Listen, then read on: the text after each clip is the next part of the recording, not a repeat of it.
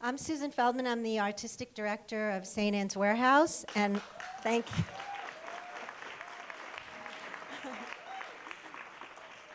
The new St. Anne's Warehouse. We are so happy to have you all here. You're actually our third event. We're 3 events old.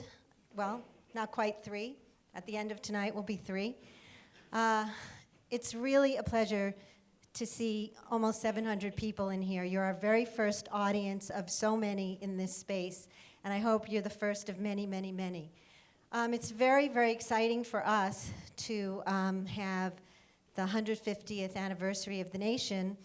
You know, we were trying to think about what could we put in here to open the building that, you know, could have playwrights in it, could have songs in it, the Brooklyn Youth Chorus, could have great readings, and also was founded around the same time that the building was built. So it was really kind of lucky. Rather than having to have about 10 programs, we could have the 150th anniversary celebration of the nation. And it's very, very moving to me that this is one of our first events and that we have this event here. And I just want to welcome you and thank you for coming. And I'm so proud and so pleased to introduce the real heroine of tonight, Katrina vanden Heuvel.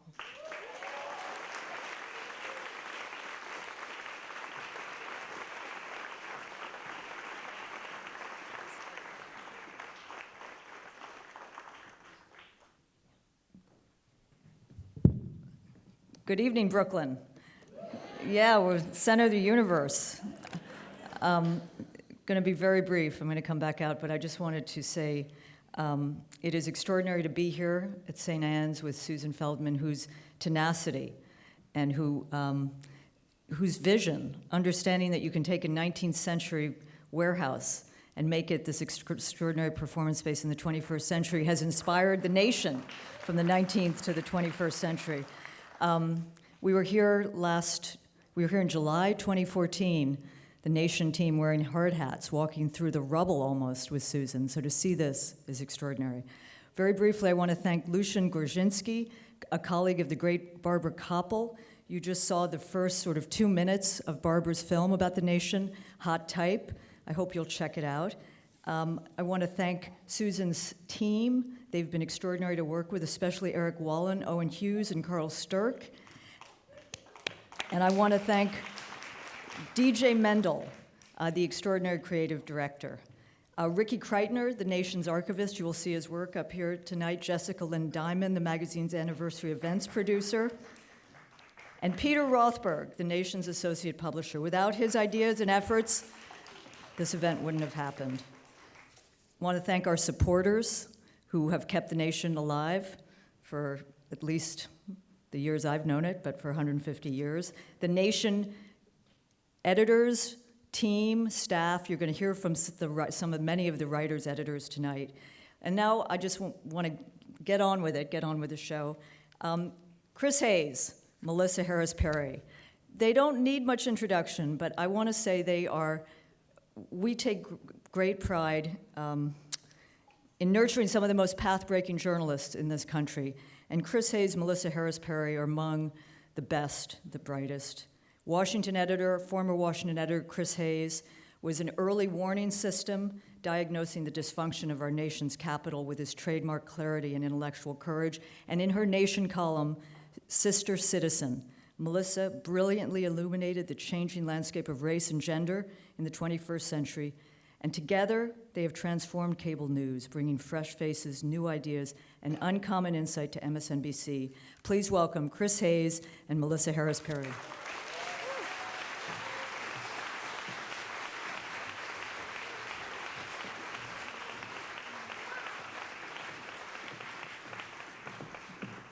Good evening. Oh, no, that's not on. Hello. Yeah, there we go. Good evening, everyone. Hello, hello. So I want to apologize if my remarks are a little scattered this evening. I've been a little confused.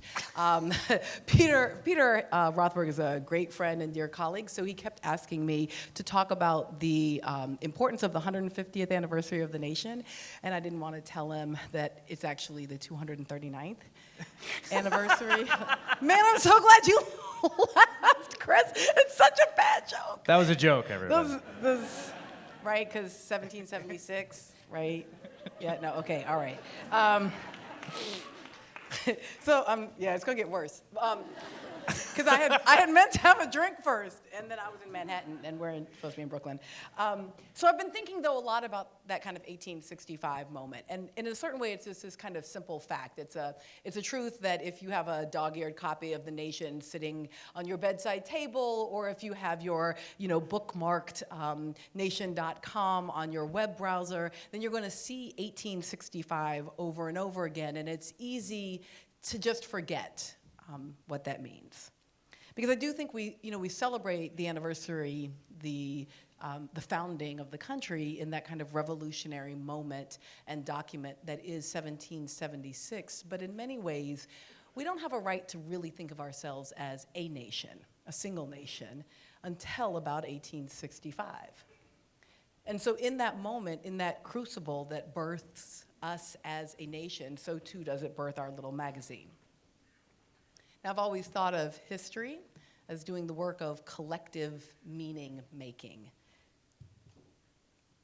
And the pages of The Nation ultimately are among the most important in doing that work of making meaning. It's a kind of collective effort across 150 years. A collective effort across 150 years. And it's not just scholarly or academic or intellectual, it's also very much engaged with the consequential realities of what it means to people's lives to figure out what our country is. And so it is a privilege to be here to celebrate our first 150 years. But also, it's just really nice to be in this room tonight. Because I work for another media institution as well.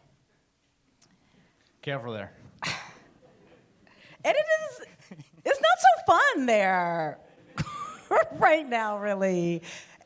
And really the main reason it's not so fun is because unlike The Nation, many other media organizations care about turning a profit.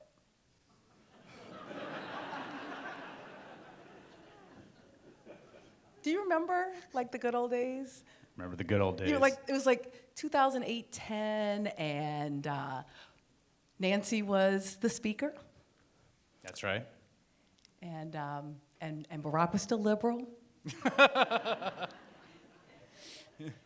And Emma's, just that other place where we work was It was almost like The Nation on TV. That's right. Right? Like, it was A little bit of that. crazy. Like, at all points, we're just like, oh, yeah, that's my buddy, my friend, my coworker, my boss. And then it got all existential with it because profit. And I just want to say, shit, it's really nice to be in a room where people recognize that the hard work of journalism sometimes will not be immediately profitable. Or ever. Actually profitable. I also want to say that it is genuinely nice to be in a room full of people who are public supporters of Bernie Sanders,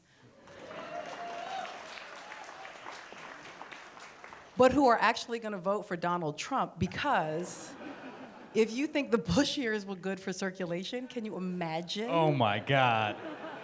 Can you imagine what 4 years of Trump would do for the, I mean, I'm talking like glossy pages, my friend. Would be ridiculous how many people would read this magazine. But I don't want to leave on on an absurd note, despite the fact that an election year is absurd. I do just want to say that I really do still consider the nation to be my home. And I will never be able to say thank you enough to folks who believed in me to give me a national platform to think and to write and to fight often with the very people who had long been their readers and to engage in the public exploration of ideas, when really at that point there was no particular indication that I ought to have that sort of platform. And yet Katrina and Richard and others at the Nation really believed in me and gave me that opportunity. And so I hope when it's all over somewhere else I can still come home. I still think of the Nation as home. Word. Chris?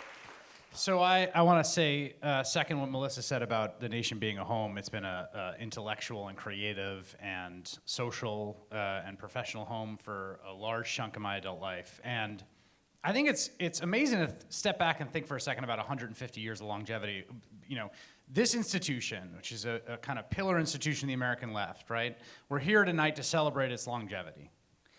And longevity, continuity, order, right? These are things at the altar at which we are told conservatives worship, right? That is the traditional intellectual inheritance of the counter-revolutionaries, the people that wanted to uphold the Axian regime against the revolutionaries, against the folks that were trying to tear things down and create change and dynamism and new vistas and always pushing for more and more and more. And so there's actually something kind of miraculous and alchemical that we should take a moment to observe about an institution dedicated to all of those values of the left: change, dynamism, revolution, reform, that manages to endure. And not just manages to endure, but manages not to curdle, manages not to become that which it had once opposed. I mean, how many institutions like that are there? How many times have we seen the revolutionaries become the next tyrant? How many times have you had personally, your heart personally broken by a hero of yours who was of the left, as you watch them go from insurgent to protector of the barricade? Right? But that's, in some ways, this sort of inevitable natural order of things. But the amazing thing about The Nation magazine is that here we are, after 150 years, founded by people in the midst of essentially the nation's founding as an actual nation. At least in conception, that has remained dynamic and committed to those same values, that has not curdled, that has not sold out, that has not become the defender of that which it once fought against. That is an incredible achievement. I can't actually even think of something similar. I cannot think of a similar single institution in American public or political life that has endured as long as the Nation has and has retained that kind of ceaseless dynamism, that kind of ceaseless commitment to change and newness, and managed to make it. It's also an important reminder that the thing doesn't exist until it's built.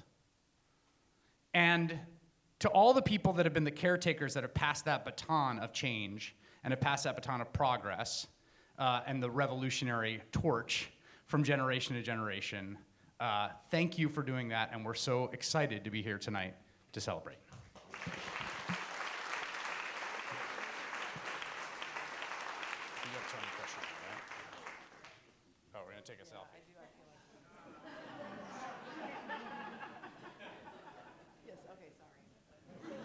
Fun fact, Oliver Wendell Holmes, incredibly into selfies.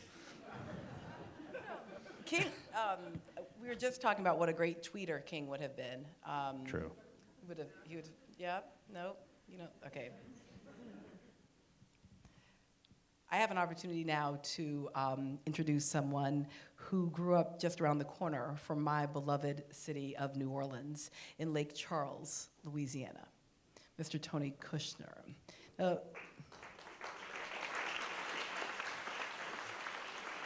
Tony has been a member of the Nation editorial board since 2001, but has written for the magazine even longer, offering his perspectives on topics like how censorship of art threatens civic stability and the life and, of course, the work of Arthur Miller. And in 1998, Tony wrote about the moral shaming of our nation. So go back and read that piece if you haven't. The moral shaming of our nation after the murder of Matthew Shepard. As we live in a year that has seen a record number of murders of trans people, primarily trans women of color, just go back and read this piece. Imploring people to pair in that moment their sense of moral outrage with actual work, with actual bringing of legislative action. Tony's work kind of embodies that idea that public commentary can arrive in many forms. Of course, he's written plays and screenplays and poetry and essays, even children's books. And his work consistently conveys that imperative for citizens to be actively engaged in the work of democracy.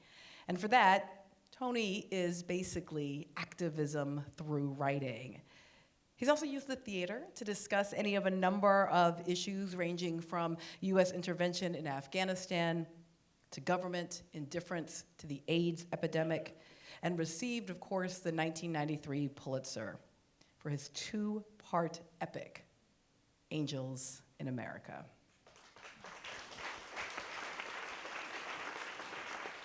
He's won 2 Tony Awards and received 2 additional Tony Award nominations for his pieces. He's co-authored a screenplay for the film Munich, and of course, for Lincoln. I have only just one little beef with that one, just one little, but you gotta have critique if you're in it.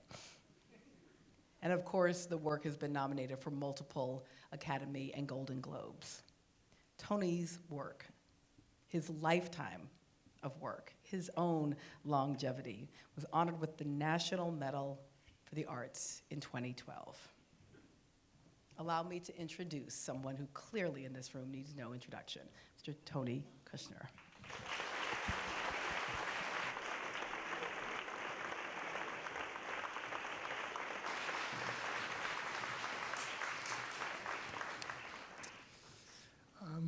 After I'd agreed to read and reflect on an essay among the many that have been published in the nation over the course of the 150 years of war, peace, famine, plenty, progress, reaction, justice, venality, failure, triumph, during which the nation has steadfastly provided our nation an exemplar and reminder of what the working mind of a democratic society is supposed to sound like, after I'd said yes to reading something that the nation staff had selected, I received 3 selections to choose among.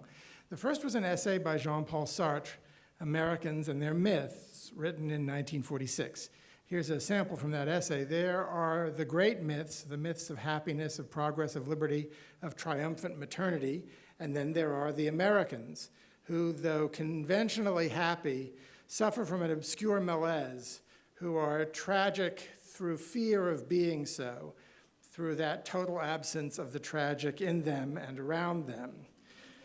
Jean-Paul Sartre adds that perhaps nowhere else than in America will you find such a discrepancy between people and myth, between life and the representation of life. Is that really true, Jean-Paul? I mean, myth and life are always wildly discrepant, aren't they? And in 1946, when you wrote that, hadn't you just come through one of the ghastliest examples human history has to offer of the nightmare that invariably occurs when people conflate myth and reality? And by the way, weren't we goony, happiness-addicted Americans there with you for a lot of that nightmare, helping out? And did you really think in 1946 that Americans had only experienced the tragedy of refusing to accept that life is tragic? It took a lot of courage, not to say nerve, to write that in 1946, Jean-Paul, and I've always admired you, and I sort of like your books. Not your plays so much, frankly, but Parts of Being and Nothingness are great, and the insanely long Freud screenplay. And kudos to the nation for having the guts to publish you, but, well, maybe this current moment that we're living through doesn't strike me as an especially auspicious moment to turn to the old country for advice on myth management. The second choice was Gore Vidal's 1990 essay, Notes on Our Patriarchal State, and I had to pass on that as well because, well, Gore, he's dazzling, he's often very funny, he knows a lot, he was everywhere and did everyone and met everything, and he was gorgeous. Glad you got that. And I'm indebted to him as a gay man, and when I've been an occasional essayist, I felt myself to be influenced by his arguments, his politics, and certainly his prose style. But I don't like the way his dissent feels like a style, not the way that his politics feel, to me, shaped and circumscribed by the dictates of form. I agree with him that our state is currently patriarchal, but don't go looking in Gore's essay for any analysis of gender-based oppression or anything that sounds like feminism, because the sounds of neither discourse would harmonize well with Gore's perfectly tuned song of the weary exiled aristocrat mourning wittily for the smallholders' republic that the age of the Caesars has swept away. Instead, what we get are sentences like, the two parties, which are really one party, cannot be put to use. They are the country's ownership-made carnival. Those are very nice sentences, and Gore's punishment for having written them ought to be watching the GOP candidate's next debate start to finish twice. To make him do more than that would be inhuman. And in my opinion, Vidal really got Lincoln wrong.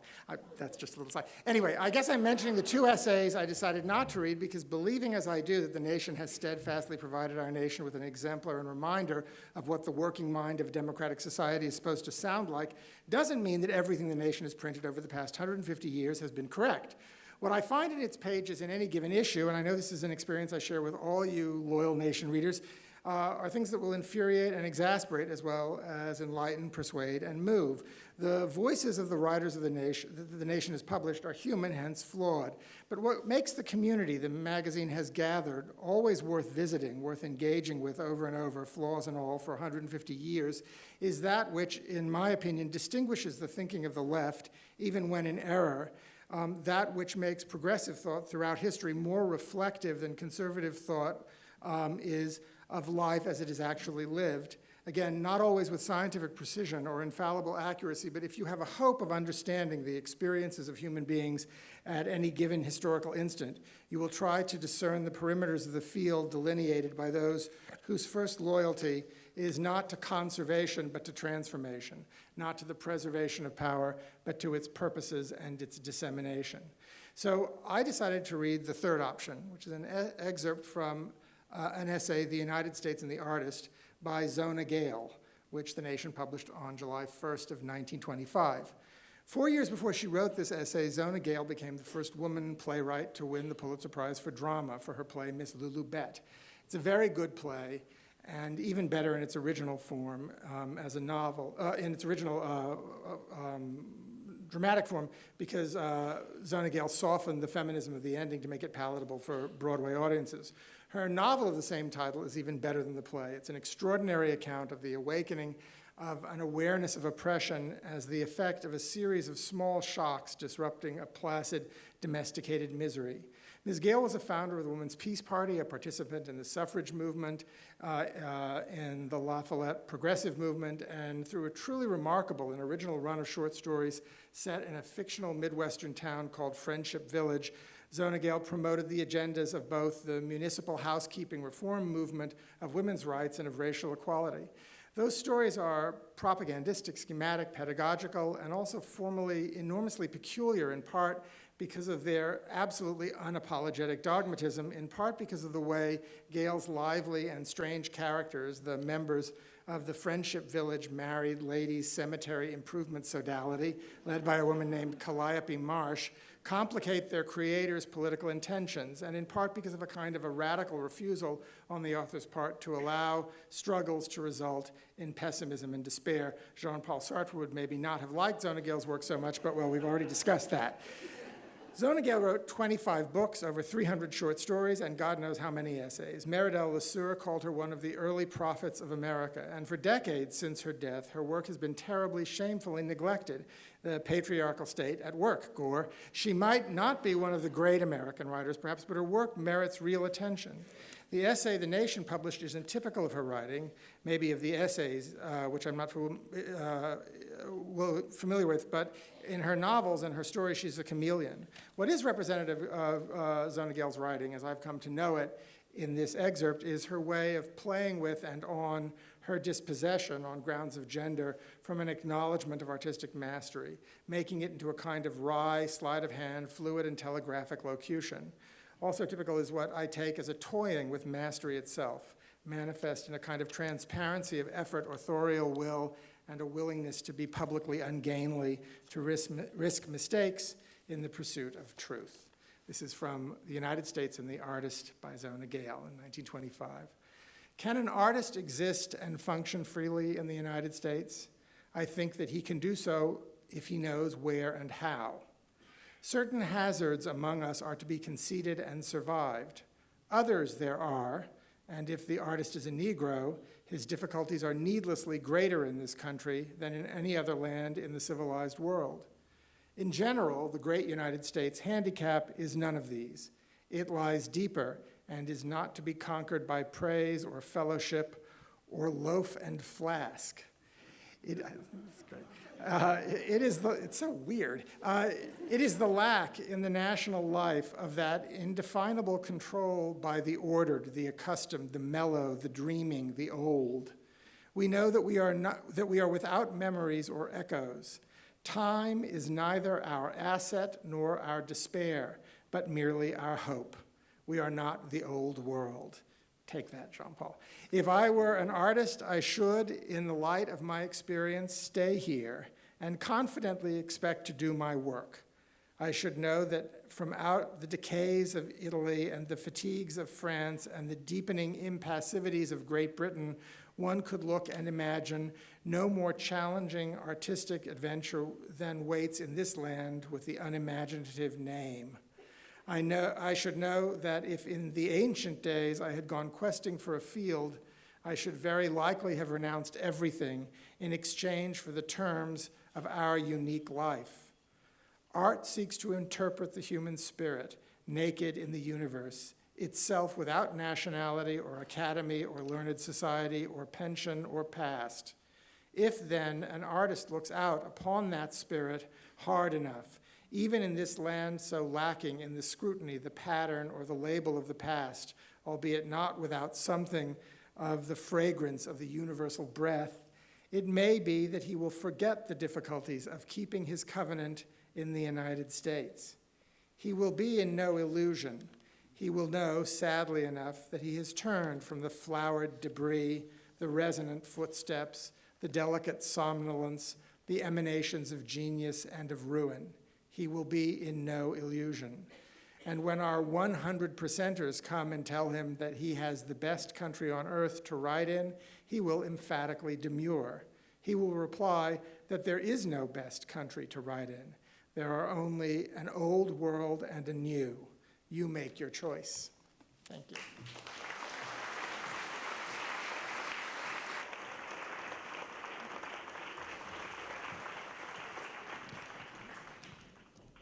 One of the great things about being a reader of the Nation or a reader in general is that sort of delightful sense of discovery when you find a new writer you really like. You know that feeling where you read something and you think, wow, man, this is really good, and then you like scan up to the byline, and you're like, oh, right, okay, that name, I'm gonna put that name in my head, and then you get an issue of the magazine, you're like, oh, that person, they're gonna be in there again, great, okay, and you turn to that first. I had that experience very intensely with Kai Wright. Yes, applaud. Kai started writing things back in 2007, I think, even earlier than that. But I first started discovering him when he started doing reporting on the foreclosure crisis. That was the most deeply reported, astute, on-the-ground look at what the devastation of that looked like for average homeowners, people struggling to get by, the black middle class. There's a series of incredible articles in our archives and a few other magazines you should check out. And it made me really happy when Kai became the features editor at The Nation, where he is now. He's also the author of Drifting Towards Love, Black, Brown, Gay, and Coming of Age on the Streets of New York, and Soldiers of Freedom, an illustrated history of African Americans in the armed forces. Everybody, Kai Wright.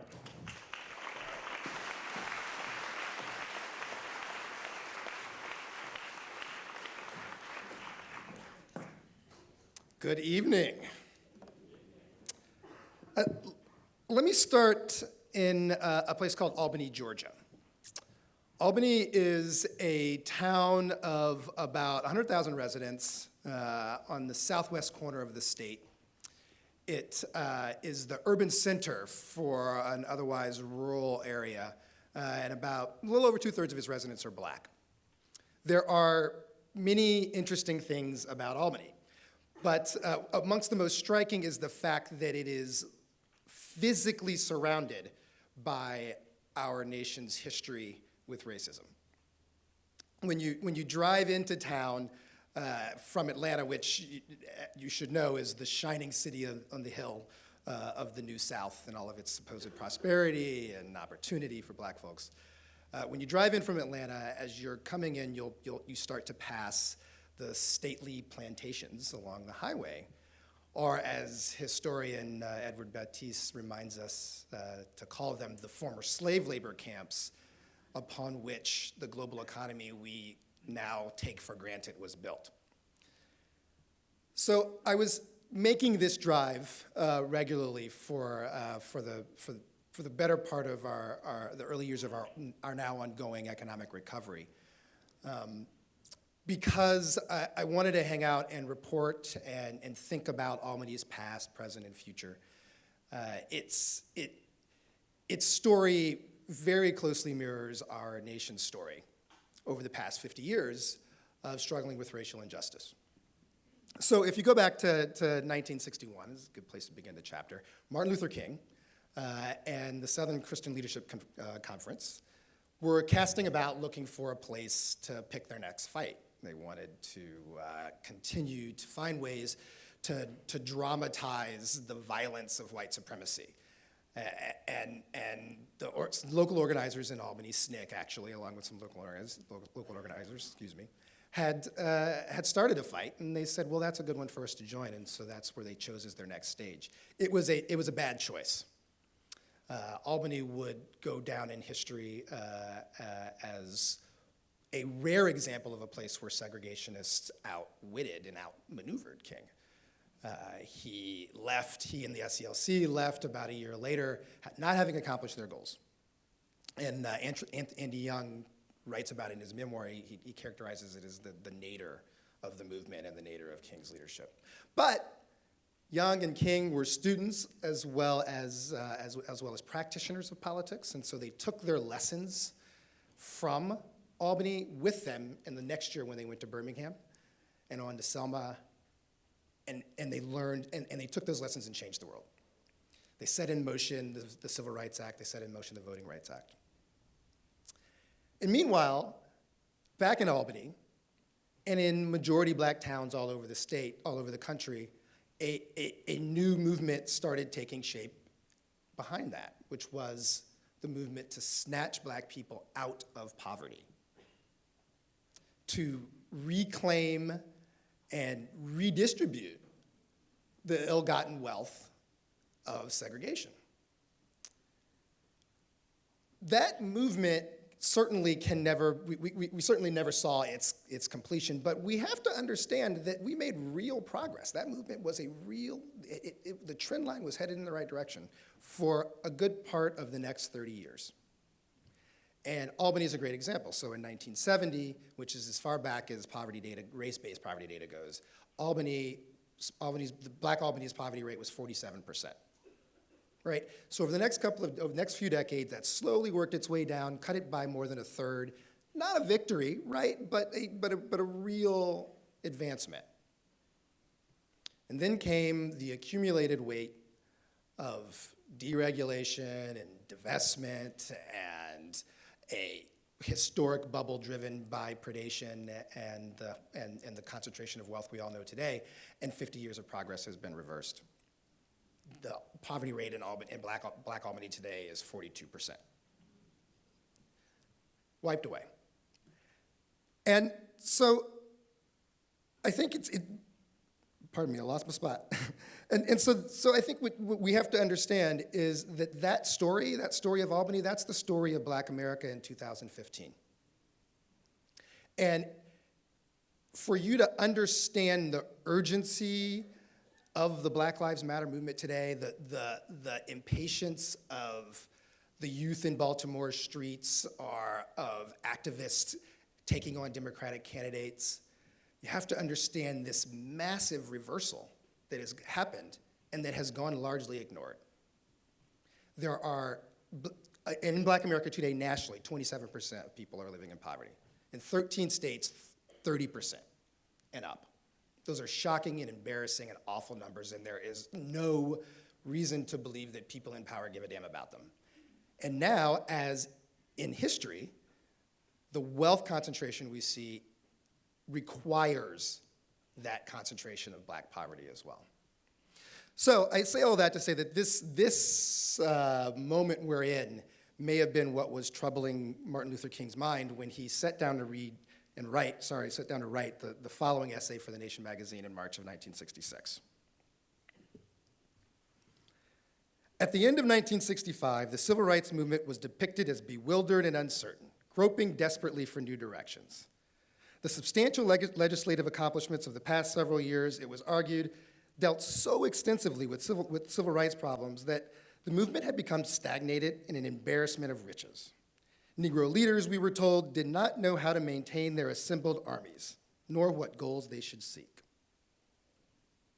The Negro freedom movement has a policy and a program. It is the white power structure that gropes in indecision. White America caught between the Negro upsurge and its own conscience, evolved a limited policy toward Negro freedom. It cannot live with the intolerable brutality and bruising humiliation imposed upon the Negro by the society it cherished as democratic. And a wholesome national consensus found expression in laws, court decisions, and in the alteration of long entrenched custom. But the prohibition of barbaric behavior, while beneficial to the victim, does not constitute the attainment of equality and freedom. A man may cease beating his wife without thereby creating a wholesome relationship. The period which has been completed, though attended by turmoil and spectacular events, was relatively easy to accomplish. For the white majority, there were few hardships, and the lifting of some burden of guilt adequately compensated for any limited inconvenience. The future is more complex. Slums with hundreds of thousands of living units are not eradicated as easily as lunch counters or buses are integrated. Jobs are harder to create than voting rolls. It is easy to conceive of a plan to raise the minimum wage and thus, in a single stroke, extract millions of people from poverty. But between conception and realization, there lies a formidable wall. Someone has been profiting from the low wages of Negroes. Depressed living standards for Negroes are a structural part of the economy. A hardening opposition to the satisfaction of Negro needs must be anticipated as the movement presses against financial privilege. The danger of this period is not that Negroes will lose their gains. History will not repeat itself in a simple cycle. It can, however, fail to move forward. It can become stalled on a higher plateau without prospect of reaching the summit. Our nation is now so rich, so productive, that the continuation of persistent poverty is incendiary because the poor cannot realize their deprivation. It is an anachronism in the second half of the 20th century. Only the neglect to plan intelligently and adequately and the unwillingness to genuinely embrace economic justice can allow this to persist. Negroes expect their freedom, not as subjects of benevolence, but as Americans who were at Bunker Hill, who toiled to clear the forests, drain the swamps, build the roads, who fought the wars and dreamed the dreams the founders of the nation considered to be a birthright. That was Martin Luther King writing in the March 5th, 1966 issue of The Nation magazine. His essay is titled The Last Deep Ascent. Between 1961 and 1966, King wrote an annual essay for The Nation that spoke to the readers about the state of the movement for racial justice in the US. I am delighted and proud to announce that the Reverend William Barber has agreed to take this torch up for The Nation today.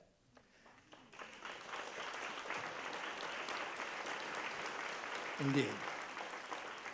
His first essay is planned for the end of this year, so don't miss that issue. Thank you.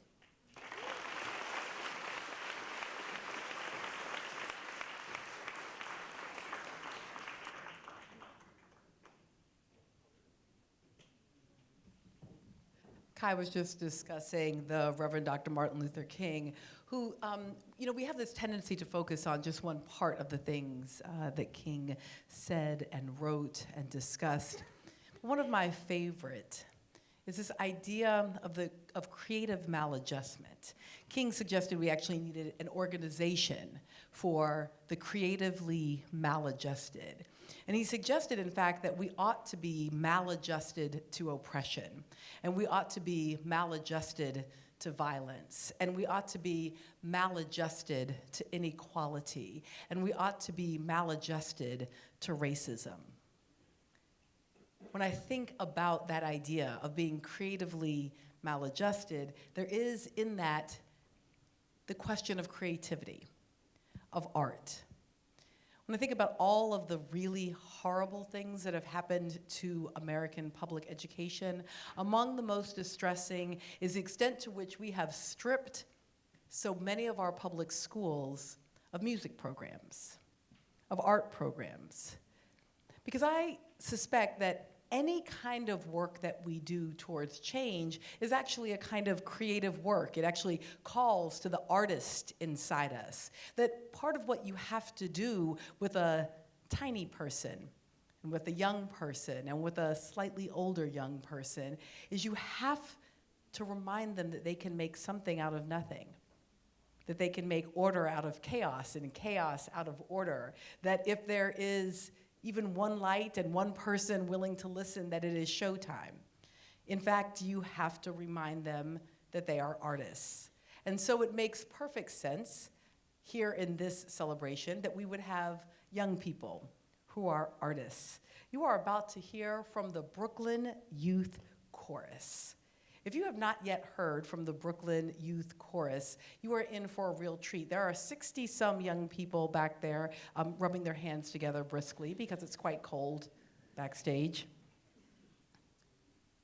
In addition to these 60-some young people who are engaged in a kind of creatively maladjusted work, are there adults? Diane Barham-Menaker, Jennifer Cambris, and Chris Burke are all here to help these young people to bring you some music. But I want to just tie into the nation just one little bit more.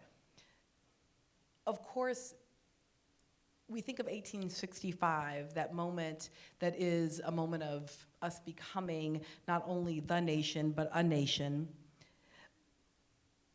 But in fact, in 1861, off the coast of South Carolina, a group of free black men and women were doing the work of creative maladjustment to the oppression of the continuing reality of human chattel bondage.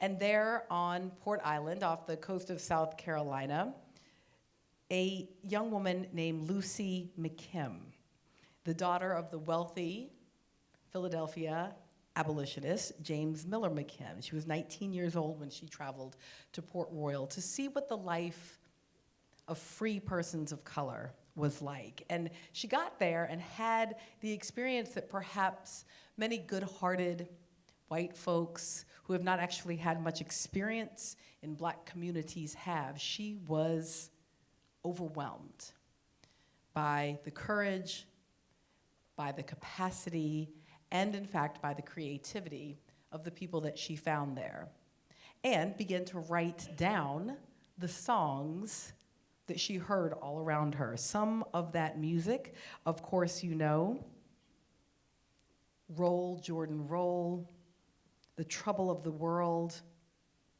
Go Down Moses.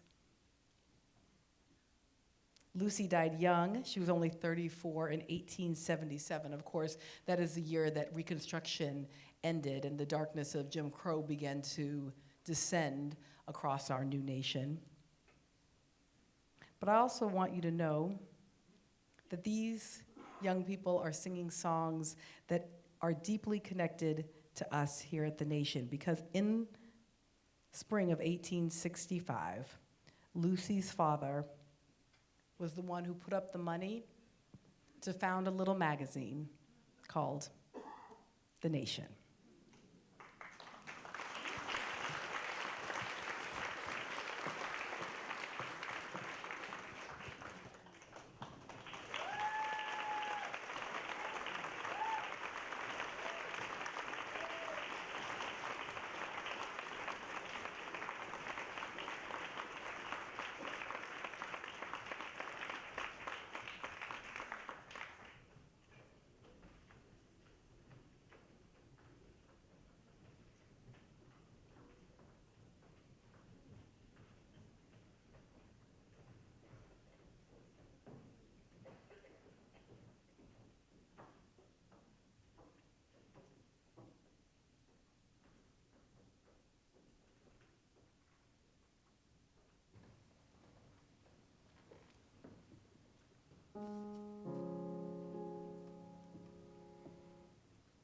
March on, brother, bound to go. Been to the ferry,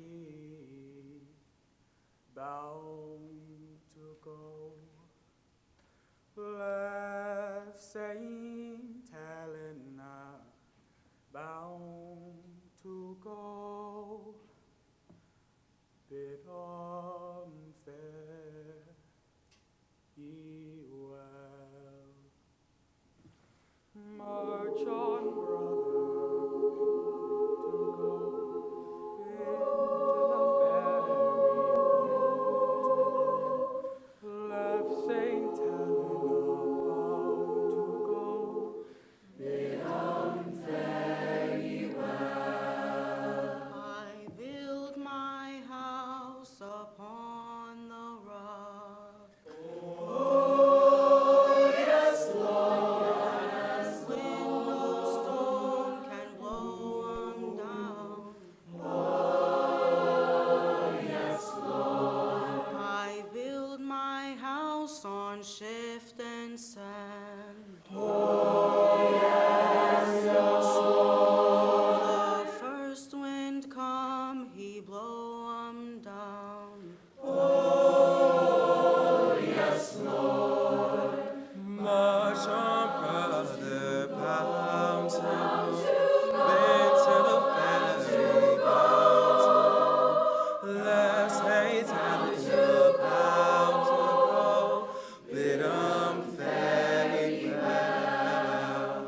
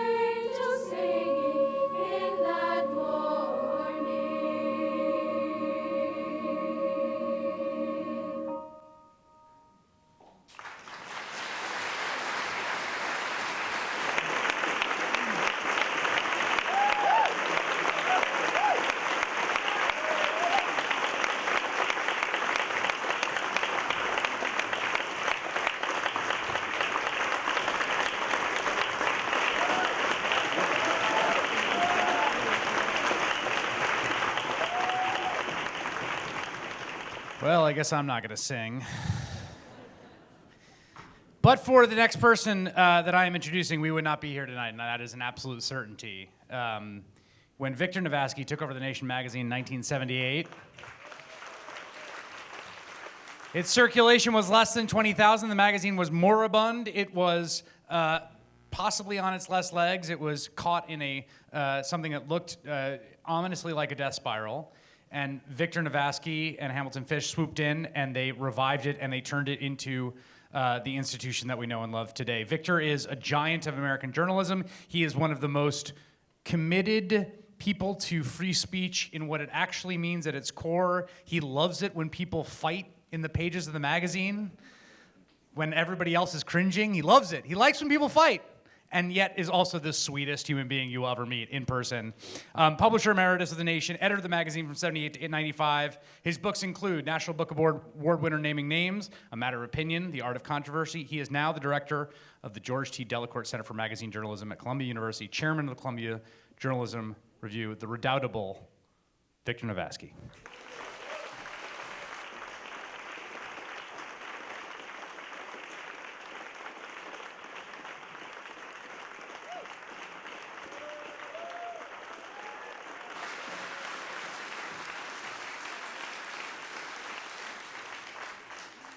Thank you. Don't worry, I'm not going to sing. They were great. They were great. So, you know, in 1978, when Hamilton Fish and I arrived at The Nation, Ham as publisher and myself as editor, one of the first things we did was to set up an intern program. And in the 37 years that our interns have gone on to glory, not least of them Katrina, Vanden, Heuvel, now The Nation's editor and publisher, each time a new group of interns has arrived, The Nation's editors and business people give them a series of seminars, and we tell them about the magazine. In my own case, I generally begin by telling them what The Nation means to me. So I herewith deputize all of you here this evening as honorary interns as I tell you what I always tell the interns, just the beginning of it, which is, for me, The Nation is summed up in 2 sentences. The first is the first sentence on the first page of the first issue of The Nation, dated July 6, 1865. And to me, it is the most courageous sentence ever to launch a new magazine in this country, or perhaps in the world. Listen carefully. I have committed this first sentence to memory, and I want you to think, would Tina Brown have had the courage to launch a magazine with this sentence? Here's the sentence. The week was singularly barren of exciting events.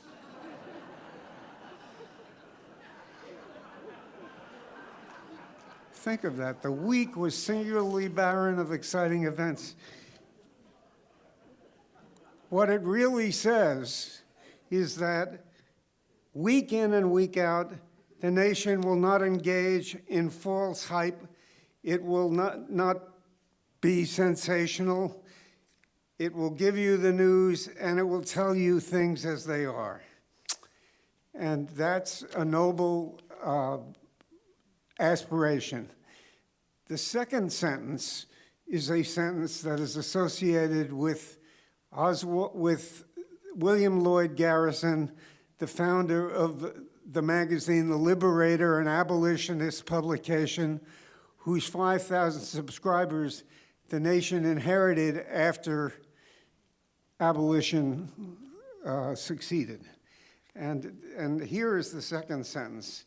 The second sentence is, I will not excuse, I will not equivocate, I will not retreat a single inch. You put those 2 sentences together, and for me, what that means is that The Nation is going to zealously protect and fight on behalf of those who lack the power to fight for themselves. Put that together with the first sentence of no sensationalism, and you have The Nation, it seems to me, at its best.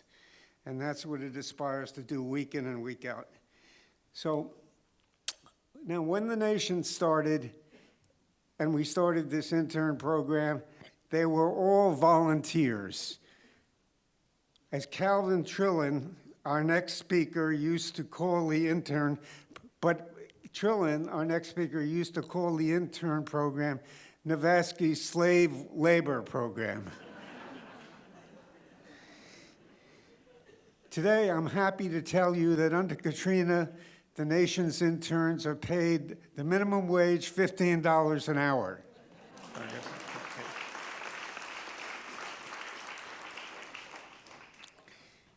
I should say, besides the intern program, which I'm very proud of, one of the first things I did when Ham and I came to The Nation was we signed up Calvin Trillin as a columnist.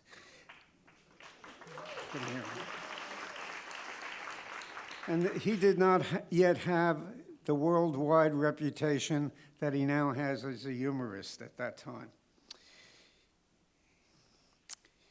He repaid me this favor by going on the Johnny Carson's Tonight Show and wherever else he could, complaining to the world about how his wily and parsimonious editor underpaid him.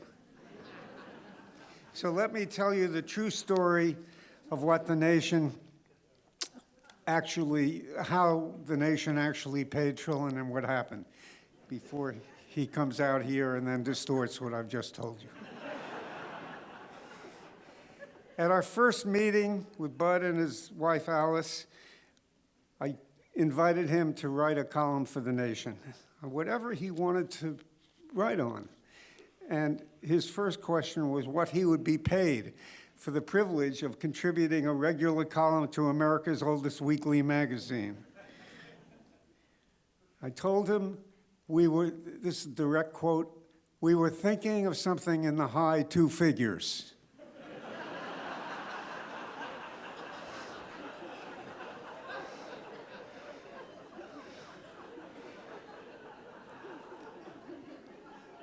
Of course, he repeats that as if it was his own line.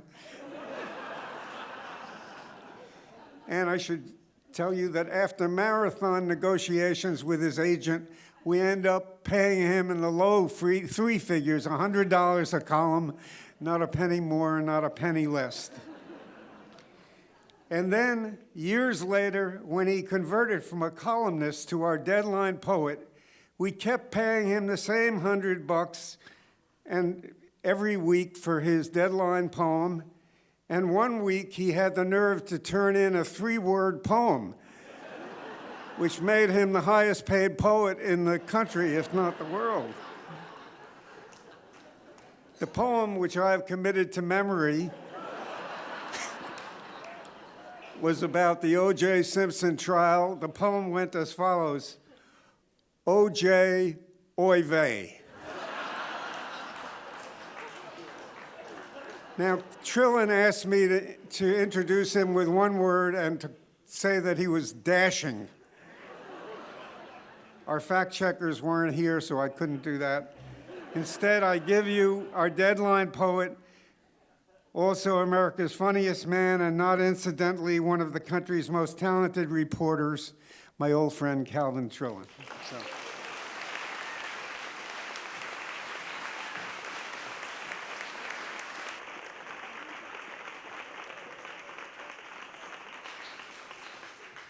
Thank you, Victor. That's almost true, that thing. A few weeks after I started the column, Victor came to me and said, "What about these quotes?" And I said, "What quotes are those?" And he said, "Did John Foster Dulles really say, you can't fool all the people all of the time, but you might as well give it your best shot?" Yeah.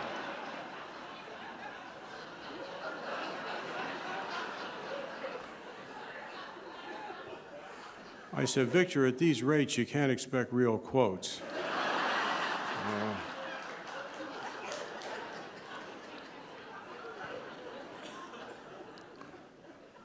It's true that I write short poems occasionally, because I get the $100 no matter what.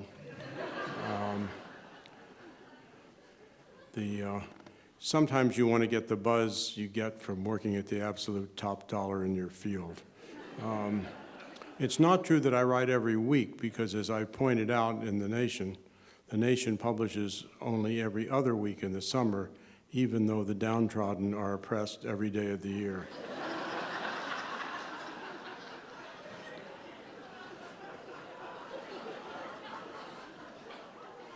This time of year, I can't help thinking about a character I used to write about, a Nation character called Harold the Committed.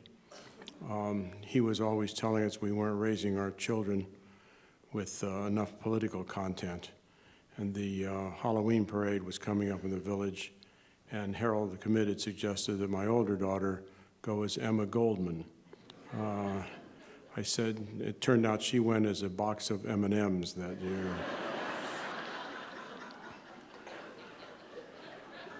He wanted my younger daughter to go as the dangers posed to our society by the military-industrial complex. I said, Harold, we don't have anybody at home who can sew that well.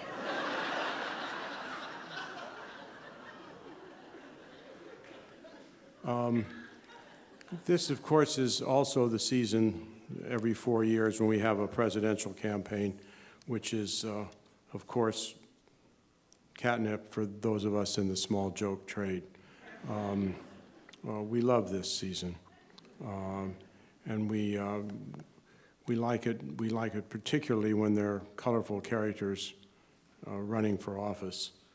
This is a poem I wrote when Herman Cain withdrew. It's called Lamentations of the Late Night Comics. While Jimmy Fallon tears his hair, Bill Maher laments, it's just not fair. Dave Letterman begins to pout. They've heard that Herman Cain is out. In common with his late night peers, Jon Stewart comes quite close to tears. He'd much prefer a case of gout to hearing Herman Cain is out. The man is threatening our job, says Leno as he softly sobs. From Colbert, tears begin to spout. He's heard that Herman Cain is out. They pray together on their knees. Could we have Donald Trump back, please? I think I'm going to rename this poem, Be Careful What You Ask For. I love thinking about the old campaigns and the poems I used to write. John Edwards, for instance, I wrote a poem called, Yes, his father, he's a son of a mill worker, but there's Hollywood in that hair. And remember Sarah Palin. I wrote a poem that was sort of a version of that old Barbra Streisand classic, On a Clear Day, I See Vladivostok.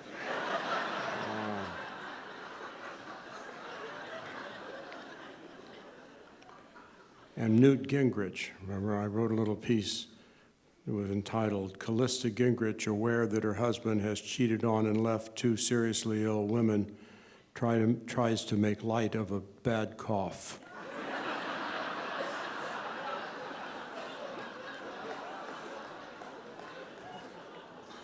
And Mitt Romney, who today just bragged that he had invented the medical plan that became Obamacare, which he ran 4 years ago promising to repeal.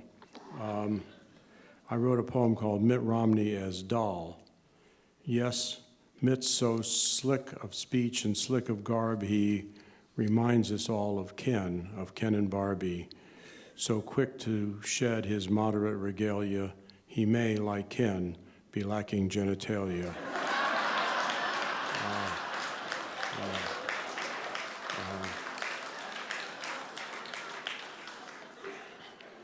I'm sometimes asked if politicians complain about the poems I write, and they don't. In first place, they're too silly. You're not going to get Mitt Romney's press person to say, contrary to your assertions, Governor Romney has a full set of genitalia.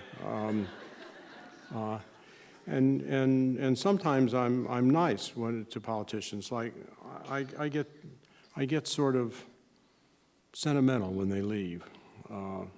When George H.W. Bush left office, I said, farewell to you, George Herbert Walker, though never treasured as a talker. Your predicates were often prone to wander nounless off alone. You did your best in your own way, the way of Greenwich Country Day. So just relax and take your ease and never order Japanese. And I felt sympathy for Chris Christie recently. Chris Christie. When thinking now of poor Chris Christie, my heart goes out, my eyes grow misty. The White House door to him was shut, 'twas said, unless he lost that gut. So bariatric work was done.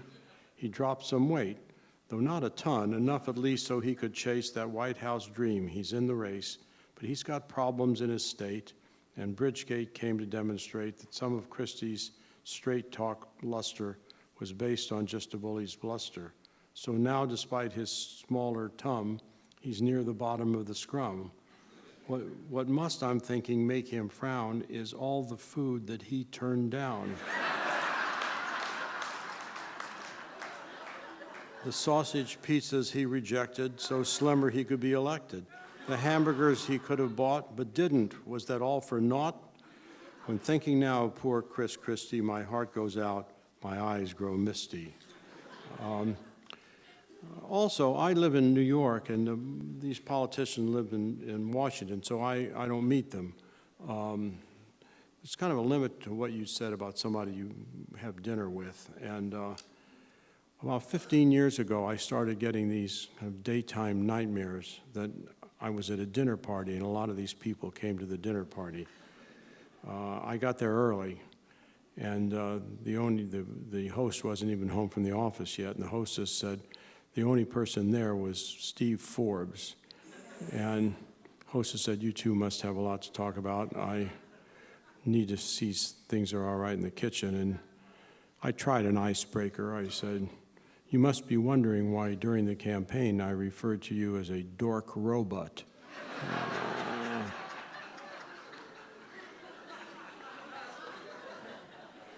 Before he could answer, Al Gore came, wearing natural shades of clothing, came up to me and got very irritated in a long wooden speech about why I had referred to him as a man-like object.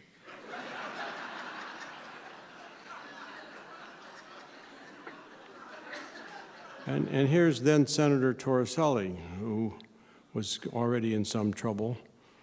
And he is very angry because I suggested as a campaign slogan, "Never been indicted." And Alphonse D'Amato is striding across the room. I tried to explain to him it all has to do with rhyming. The problem had to do with rhyming. D'Amato rhymes with tomato, but I'm from Kansas City. I can't bring myself to say tomato. And it does happen to rhyme with sleazeball obligato.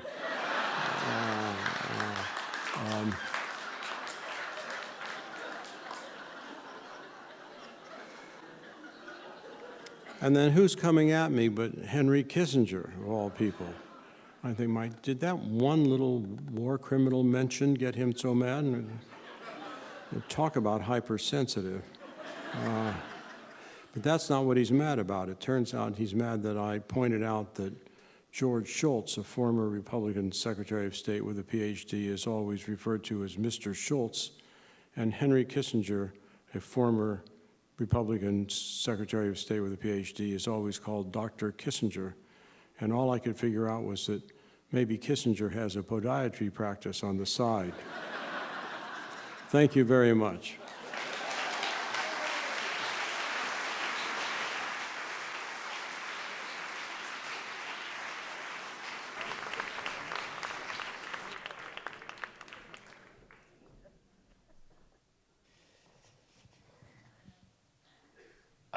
One of the most interesting intellectuals, writers, activists, I guess politicians at this point, is someone whose name indicates how interesting they are. Zephyr Teachout. Do you guys know who Zephyr Teachout is? Yes. Zephyr's a brilliant scholar. She has a new book out about the history of American corruption, which is actually a really fantastic read. She was a political organizer with Howard Dean. She is right now running the Mayday PAC, which is founded by Lawrence Lessig to get money out of politics. And in 2014, she ran this completely quixotic, improbable primary challenge against Democratic Governor Andrew Cuomo, a person who it strikes me as someone who's not used to people challenging him much, doesn't like it when people do. Zephyr took him on, and with basically, I don't know, about a total of $67, gave him an absolute run for his money, got 34.5% of the vote.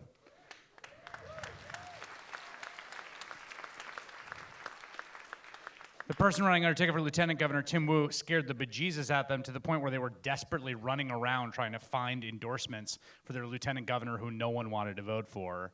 And it was a real sort of Emperor's has no clothes moment. She's also a contributor to the magazine and just a phenomenal presence in sort of our public life. Zephyr Teachout.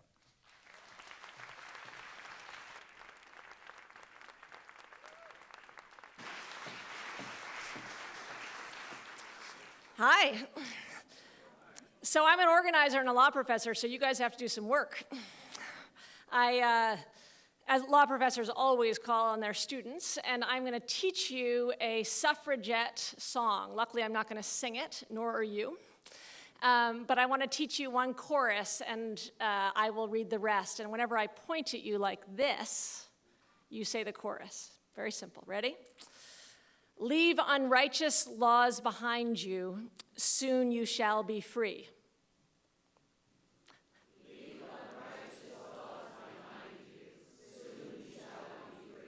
Okay, great. One more time.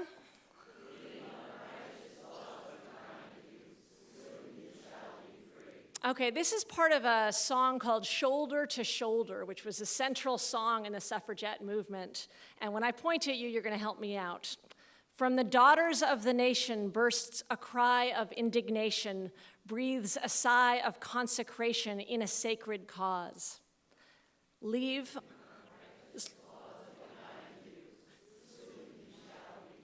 women young and older, shoulder put to shoulder in the might of sacred right, bolder still and bolder.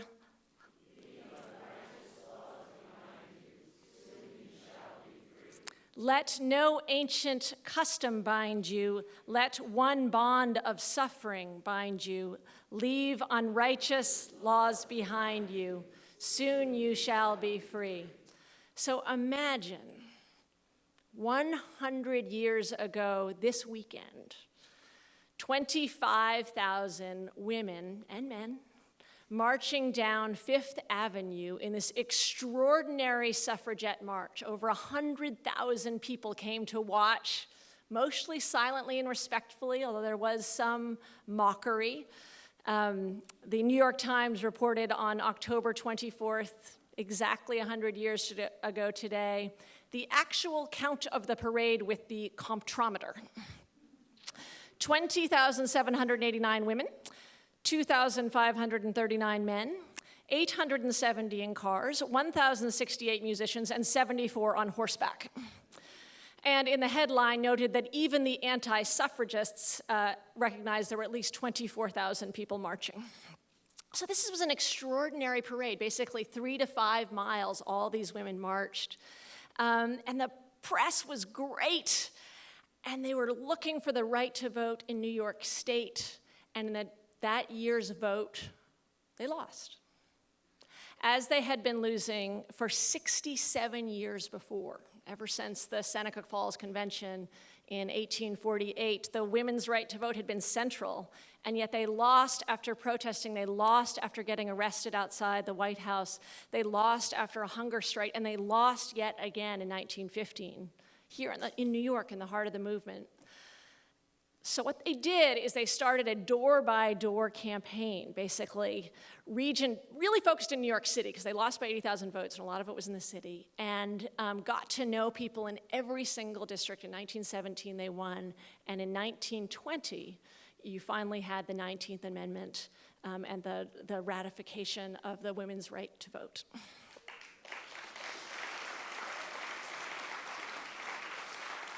And just to think about what they were up against in 1948, public man was a phrase that had meant citizen. Public woman was a phrase that had meant prostitute. So here in 1920, a piece in the Nation appeared answering this big puzzle. What is going to happen now that women vote? What will they do with the vote? I'm going to read from March 3rd, 1920, Stella Crosley Daljord. One of the most important results of the long suffrage fight just ended is the education in the fundamentals of American social life that women have received. We have learned as much, perhaps, in seeking the vote as we shall learn for a long time in using it. For nothing has brought so many women of different classes together on a common working basis as suffrage. True, The women who work long hours and the poor with large families have little time for the active suffrage work done by those with some margin of leisure. But in the campaigns, with their widely conducted house-to-house canvass, we have come to know each other as we could not otherwise. We have had our eyes opened to the economic struggle in the United States. We have learned to throw to the winds the things we've been told and to reason firsthand from our own observations. It is likely, therefore, that a large share of the energy formerly in suffrage work will be redirected into the channels of the labor movement. This is particularly true of the young suffrage worker. Not long ago, after her feminist baptism of fire, she was convinced that the ills chiefly afflicting the community were the gross inequalities of women. Those adjusted, she believed, with women having a voice in government, wars would be avoided, social evils remedied, and the world generally a fitter place to live in.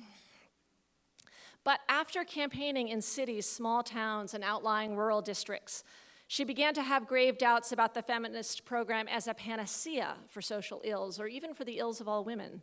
She began to see that the feminist program of readjustment should be but a part of a larger, more embracing program of economic readjustment.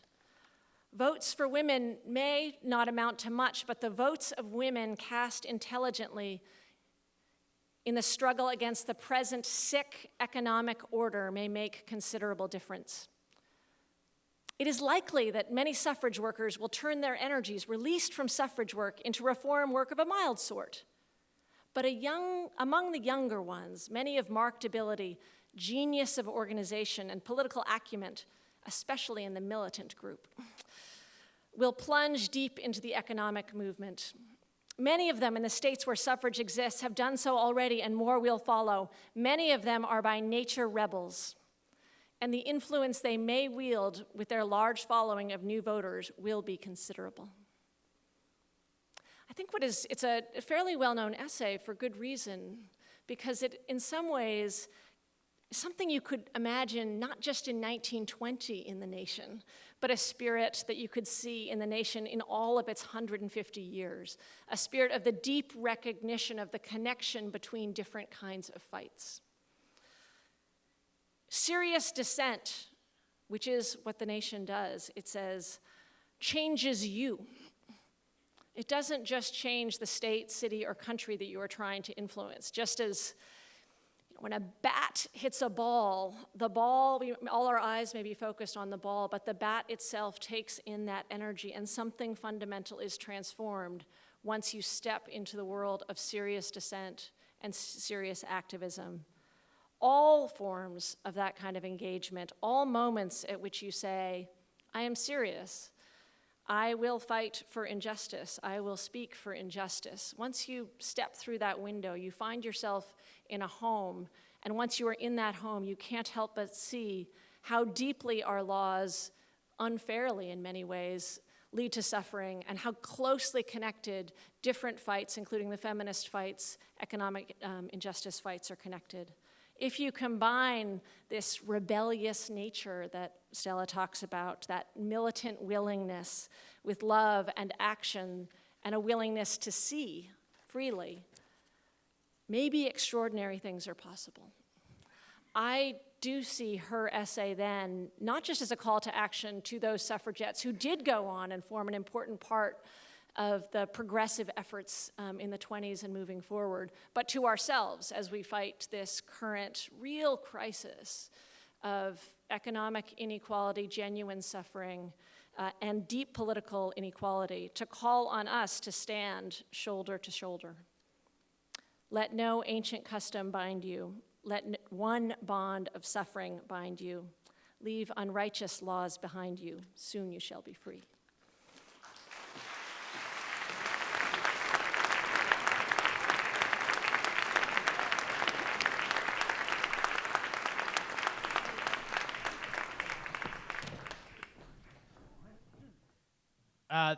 There's a line in this Broadway musical Hamilton, which maybe, have you heard about this musical? It's getting a lot of press. It is that good, I have to say. There's a line that George Washington sings where it says, history has its eyes on you. And it's a line that's been haunting me. I've been thinking about it a lot. And I think about it particularly in the context of what to me is the issue that history will judge most harshly 50 and 100 years from now, which is climate change.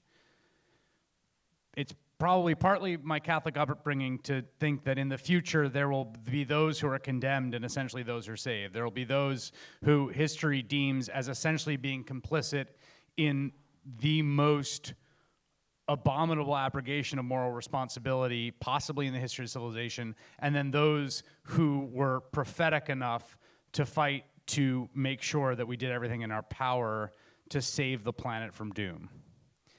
One of those people, someone who I would say is one of my greatest heroes, is the person I'm about to introduce. He is someone who has done something that very few people can do, which is he has made the journey from intellectual and writer to activist and organizer. And it turns out those skill sets tend to be quite distinct and different. There's a genre of writing about organizing where it's like, well, I think they should do this. But very clear. They should do this. But it's very easy to write. It's very hard to organize. And Bill McKibben is someone who is not just a phenomenal writer and a phenomenal journalist and essayist and prophetic voice, but has become one of the most efficacious, militant, zealous, and effective organizers and activists around mitigating climate change in our time. And it's a remarkable thing to go from one to the other and still retain this kind of core intellectual curiosity in humanity. He's the co-founder of 350.org. He's the author of a dozen books. I guess the most recent is called Oil and Honey, The Education of an Unlikely Activist, an unlikely but surprisingly excellent activist, Bill McKibben.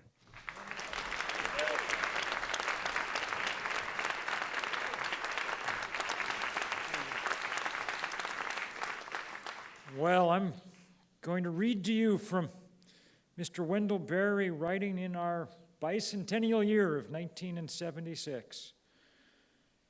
One possibility is just to tag along with the fantasists in government and industry who would have us believe we can pursue our ideals of affluence, comfort, mobility, and leisure indefinitely.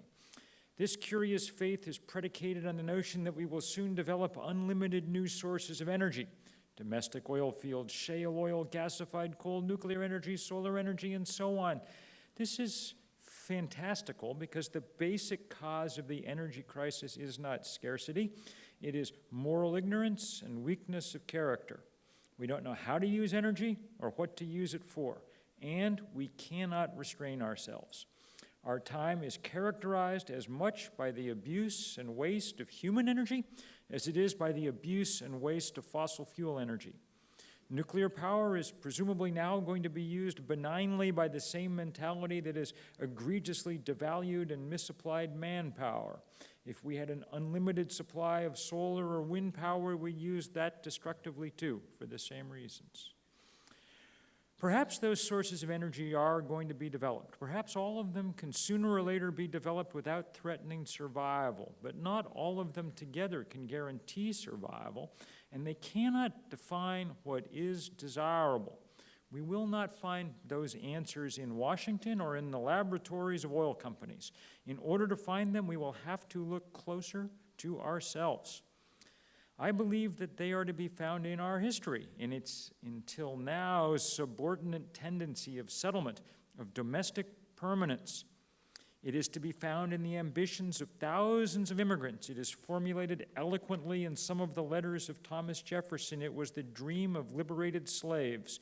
It was written into law in the Homestead Act of 1862. There are few of us whose families have not at some time been moved to see its vision and to attempt to enact its possibility. I am talking about the idea that as many as possible should share in the ownership of the land and thus be bound to it by economic interest, by the investment of love and work, by family loyalty, by memory and tradition. How much land this should be is a question, and it varies with geography. The Homestead Act said 160 acres. The freedmen of the 1860s hoped for 40. We know that, particularly in other countries, families have lived decently on far fewer acres than that. This old ideal is still full of promise. It is potent with healing and with health. It has the power to turn each person away from the big-time promising and planning of the government, to confront in himself, in the immediacy of his own circumstances and whereabouts, the question of what methods and ways are best.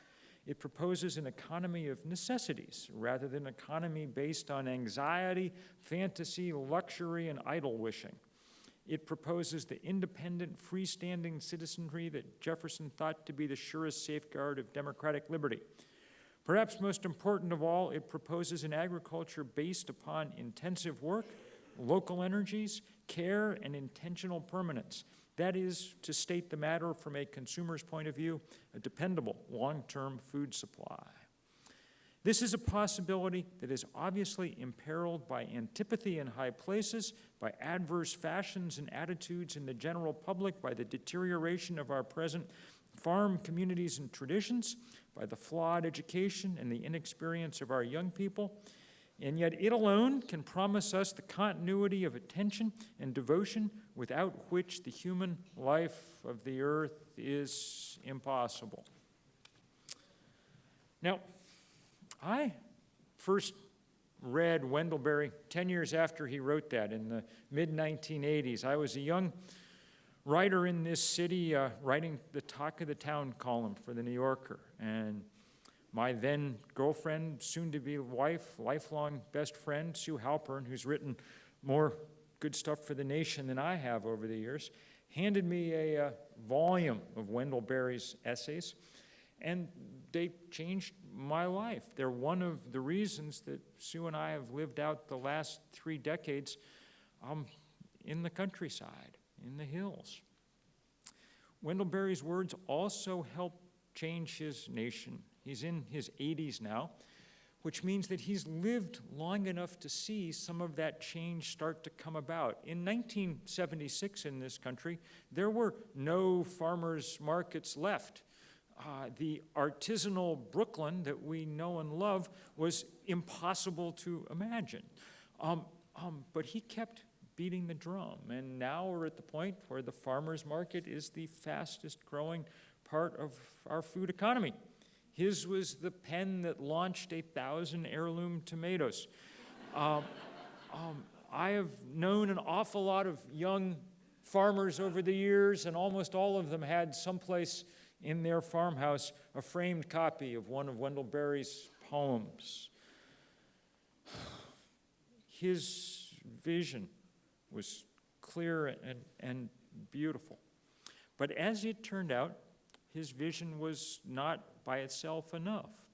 1976, the date of that writing, lies pretty much at the start of the era that we now know as the era of climate change. In fact, we've learned in the last few weeks that it was in 1977 that scientists in Exxon's corporate research facilities were beginning to sound the alarm about what the endless combustion of their product would do to the planet. That problem has progressed to the point where it's a crisis, where it's the greatest crisis that human beings have probably yet faced, and where it is beyond the point of individual action alone, even individual action of the beauty and clarity described by Wendell Berry, to have any great impact on at this point. Yesterday's storm that blew up in 24 hours from a tropical storm to the highest wind speeds ever measured in our hemisphere, the lowest barometric pressure ever recorded, that was no anomaly. It was the 21st Category 4 or 5 hurricane or typhoon in our hemisphere so far this year, the greatest number we've ever observed. It comes in the hottest year that we've yet recorded in human history, a year like all recent years when violent and extreme weather becomes an everyday event. 3 weeks ago, it was the greatest rainfall ever recorded in South Carolina. The week after that, it was a 1-in-1,000-year rainfall event in drought-stricken California that filled the highways with mud and trapped hundreds of cars.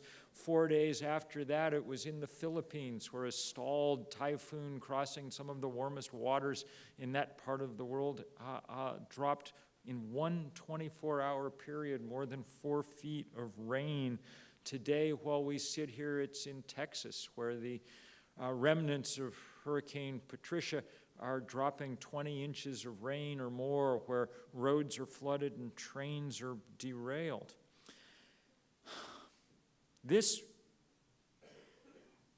great crisis will be met not just by individual change, at this point, not even mostly by individual change, but by structural reform, by breaking the power of the richest industry that the world has ever seen, an industry that, as we've learned in the last few weeks, knew everything there was to know about climate change 30 years ago and spent the intervening 3 decades spending its money to make sure that nothing happened. That movement that's needed to bring about that reform, it's beginning to build. Perhaps some in this room were among the 400,000 people who marched a year ago through the streets of Manhattan in the largest demonstration about anything in this country in a while. That was a very great day and a great evening, because that evening, uptown, the Rockefeller family, heirs to the original fossil fuel fortune, announced that they were divesting their own wealth from the fossil fuel industry, a crescendoing movement that, as of this fall, it counts $2.6 trillion in endowments and portfolios that have decided to make a break from coal and gas and oil. But this movement is still in need of much more firepower, human and intellectual. And we're so grateful, all of us, across so many fights, for the intellectual infrastructure that the nation has provided for 150 years and doubtless will for 150 more to come. And as for Wendell Berry, who's become a friend, he's still farming. His farm in rural Kentucky is a place of great beauty and peace. But he is now very much an activist too, moved by these same fights and by the most visible occurrence of this fossil fuel industry in his mountains of Kentucky, which have been laid low, literally blown up by the coal miners in pursuit of yet more carbon. I remember a day a few years ago when Wendell came to Washington to join us at a rally in civil disobedience action trying to shut down the very symbolic coal-fired power plant that provides the electricity for the Capitol building of the United States. An eventually successful fight. It was a bitter, cold day in Washington. It was in January, and there was a little snow in the air, and as these things go, as all of you good protest goers know, there was a lot of standing around and a lot of listening to talks. And at a certain point, everyone was very cold. And Wendell, then in his early 80s, turned to me and said, do you think we might be arrested soon? And if you think about it, that's not the worst question for all of us to be asking ourselves. Thank you.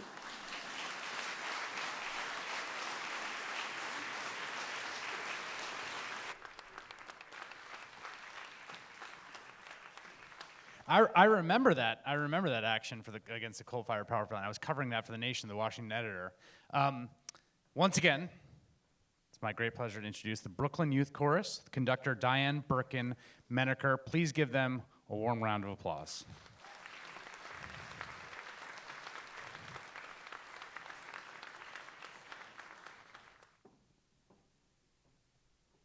At this point in the program, we would very much like to share with you, and more importantly, join with you in singing the very well-known song, Mychal, Row the Boat Ashore.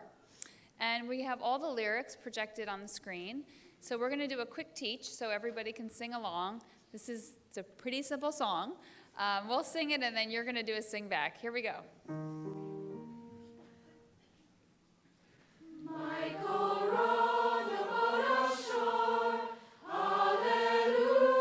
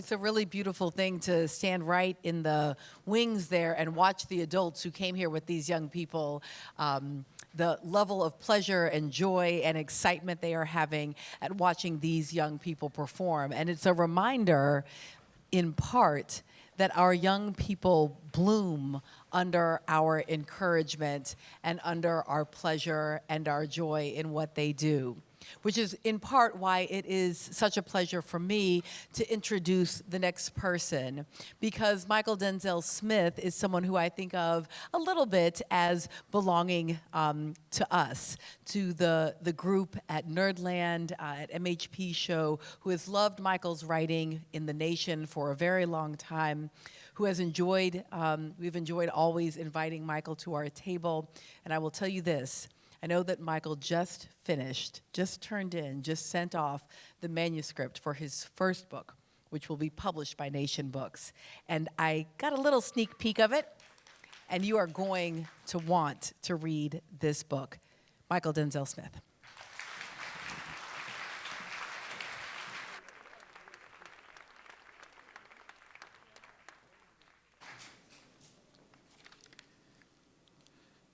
James Baldwin, A Report from Occupied Territory, 1966.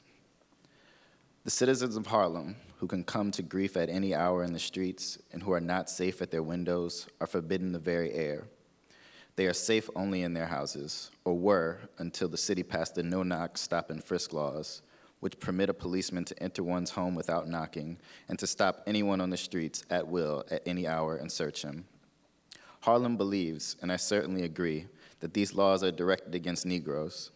They are certainly not directed against anybody else.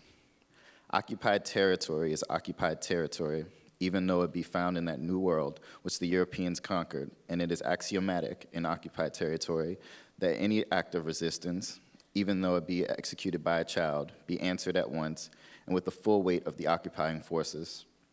Furthermore, since the police, not at all surprisingly, are abysmally incompetent, for neither, in fact, do they have any respect for the law, which is not surprising either. Harlem and all of New York City is full of unsolved crimes. A crime, as we know, is solved when someone is arrested and convicted. It is not indispensable, but it is useful to have a confession. If one is carried back and forth from the precinct to the hospital long enough, one is likely to confess to anything. I have witnessed and endured the brutality of the police many more times than once, but of course, I cannot prove it. I cannot prove it because the police department investigates itself, quite as though it were answerable only to itself. But it cannot be allowed to be answerable only to itself. It must be made to answer to the community which pays it, and which it is legally sworn to protect. And if American Negroes are not a part of the American community, then all of the American professions are a fraud. This arrogant autonomy, which is guaranteed the police, not only in New York, by the most powerful forces in American life, otherwise they would not dare to claim it, would indeed be unable to claim it, creates a situation which is as closely to anarchy as it already visibly is close to martial law. This is why those pious calls to respect the law, always to be heard from prominent citizens each time the ghetto explodes, are so obscene. The law is meant to be my servant and not my master, still less my torturer and my murderer. To respect the law in the context in which the American Negro finds himself is simply to surrender his self-respect. Now, those were the prepared remarks, but they left out one of my favorite parts of this essay, so I'm going to read it anyway. And the police are simply the hired enemies of this population. They are present to keep the Negro in his place and to protect white business interests, and they have no other function. And I think that this is important to keep in mind, considering the conversation that we're now having in this country about police, about policing racism, and what we need to do to fix the problem. Because so much of the conversation rests around the question, how do we repair the relationship between the police and the community? And I think as Baldwin's words from 1966 can go to show us, there's nothing to repair. This is how it has been. This is what Black people have lived under in this country since we were brought here. We live in occupied territory, and it continues today. So all of the solutions that are being offered to us are inadequate. Everything that they're telling us will help fix the problem about the police beating and killing, whether armed or unarmed, young black people mostly, will not be solved by things like body cameras. If I can tell you, I was in Ferguson for the 1-year anniversary of the killing of Michael Brown. And on that day, another young black kid was shot. And again, the citizens of Ferguson took to the streets. And again, the police broke out the tanks and the M16s and the riot gear and the tear gas and the rubber bullets. And I was with some other journalists, colleagues, friends, and we drove away. We were there for most of it. We went to the press conference that the police were holding to talk about the shooting. And we went back to try to check on another of our friends that had went down to the site of the shooting. And the only person to ask any information from was a police officer. So I pulled up the car, and my friend in the passenger seat is asking the police officer some questions, trying to get information on our friend. And he looks around the car, he sees 4 black people. And then he says to us, and he makes note of this, he says, "Let me turn this off," and turns his body camera off in front of us to let it, and this is the thing that gets trumpeted, like this is the thing that's supposed to save us. But we're continuing to talk about these bandages when the problem is that we're not asking the right questions. We can't ask the question, how do you repair the relationship between the community and the police when the relationship from the very beginning has been one of occupation? The question that we have to start asking so that we can come to an analysis and so that we can come to policy that actually fixes the problem is, how do we end the occupation? Thank you.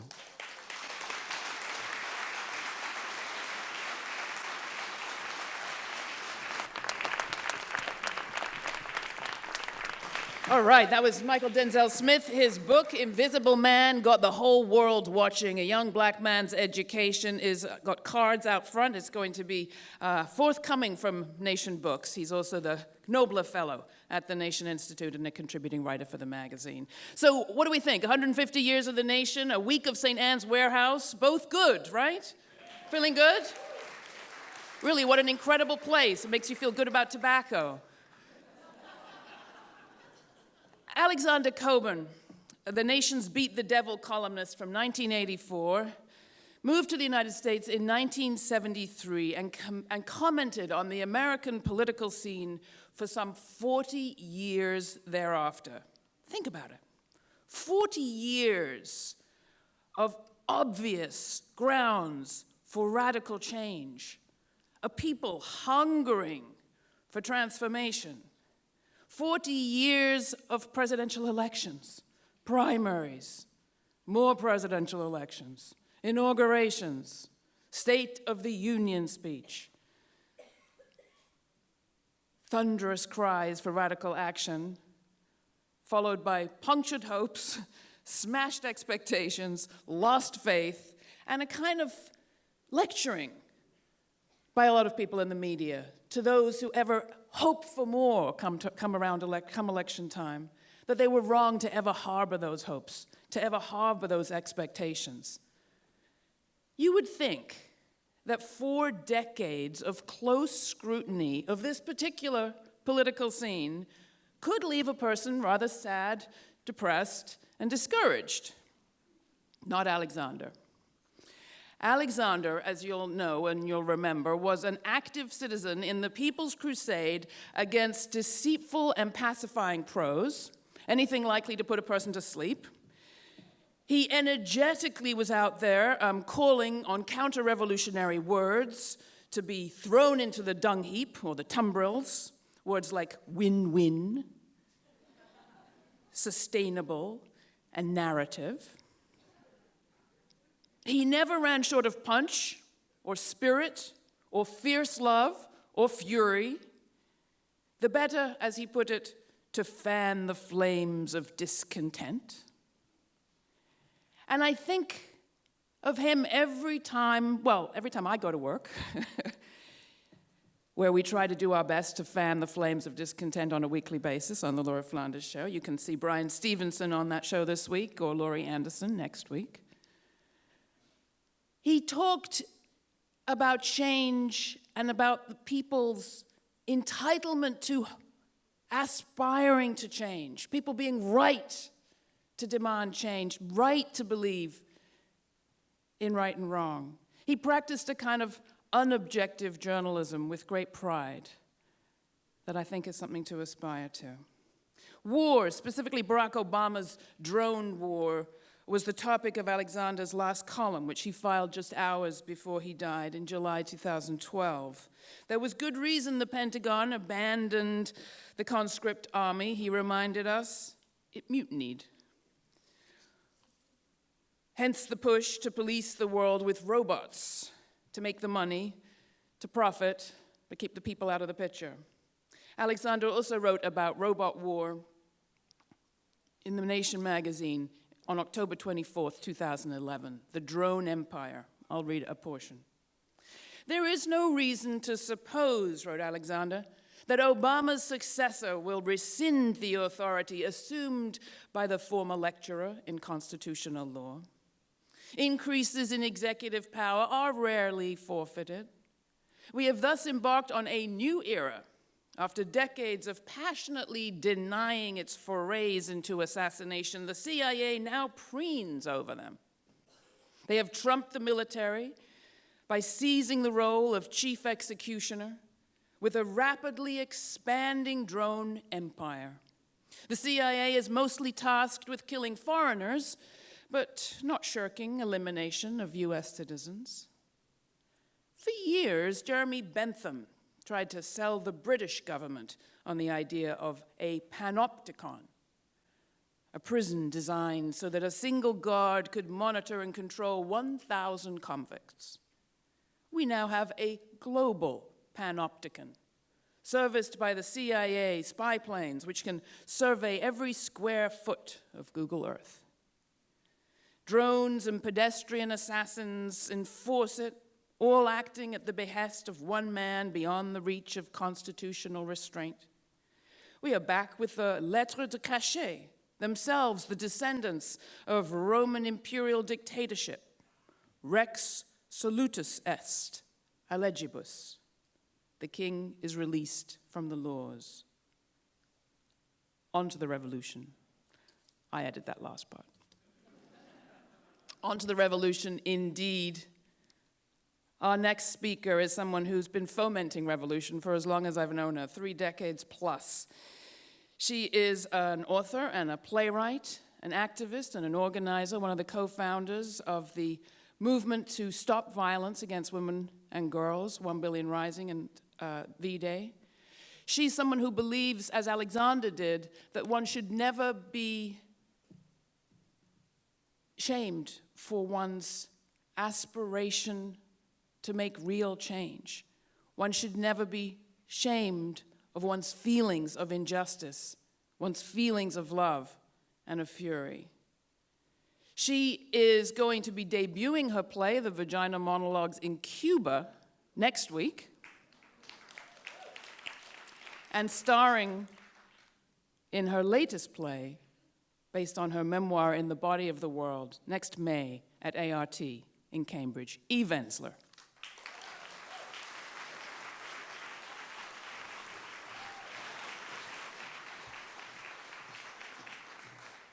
Thank you, Laura. And I just want to say about Laura, I've known Laura so many years. We've been arrested together. We've tied ourselves to fences together. We've slept in radioactive dust together. She is one of the most powerful, true activist journalists, humanitarians, and lover of telling the real stories of real people. And you should, if you haven't, see her show, Laura Flanders, on Telesur and on Link TV, lauraflanders.com. I'm so happy to have been introduced by her and to have been in this struggle with her so long. I am so honored to be here tonight on the 150th anniversary of the nation, and even more excited to read an excerpt from my revolutionary mother and inspiration, Emma Goldman. Emma was a prolific writer, an activist, an anarchist, and had a crucial role in developing anarchist philosophy in North America. She was known at one time as the most dangerous woman in America, and I think it's something we should all aspire to.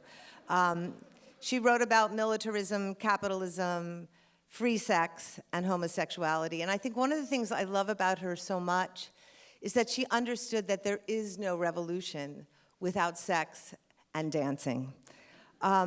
This particular piece, was written during World War I, when World War I began and the United States was about to enter it. It was outlawed for anyone to speak out against it, and Emma did that nonstop.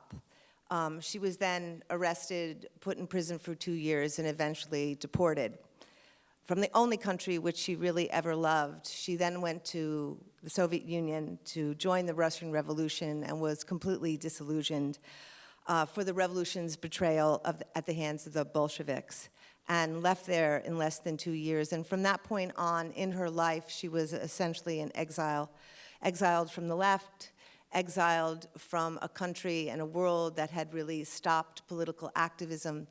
And I just want to say there are many reasons I celebrate the nation, but one of the main reasons is that they have always published Exiles and the Unpopular. And that is such an incredible thing to think about, to publish The Exiled and the Unpopular. So the selection of hers that I'm going to read tonight is from The Tragedy of the Political Exiles that was written in 1934, but if you close your eyes, she could have written it today. During my 90 days in the United States, old friends and new spoke much of my years in exile. It seemed incredible to them that I had been able to withstand the vicissitudes of banishment and come back unbroken in health and spirit with my ideal unmarred. I confess I was deeply moved by their generous tribute, but I was also embarrassed because the plight of hosts of political exiles scattered all over Europe is so tragic that my struggle to survive was hardly worth mentioning. The world carnage put an end to the golden era when a Bakunin or a Herzen, a Marx or a Kropotkin, and all the others could come and go without hindrance. In those days, who cared about passports or visas? Who worried about one particular spot on earth? The whole world was one's country. Not in their wildest dreams did it occur to these revolutionaries that the time might come when the world would be turned into a huge penitentiary, or that political conditions might become more despotic and inhuman than during the worst period of the czars. The war for democracy and the advent of left and right dictatorships destroyed whatever freedom of movement political refugees had formerly enjoyed. Tens of thousands of women, men, and children have been forced to roam the earth, admitted nowhere. If they are fortunate enough to find asylum, it is nearly always for a short period only. They are always exposed to annoyance and chicanery, and their lives are made a veritable hell. The images, that's the end of Emma. The images of Alan Kurdi, the 3-year-old Syrian boy lying face down on a beach as waves wash over his lifeless body.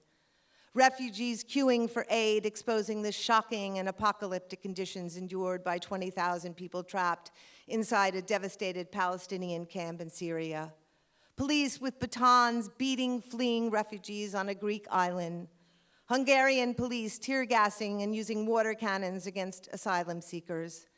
900 drowned Syrians, Eritreans, Somalian refugees in the middle of the Mediterranean.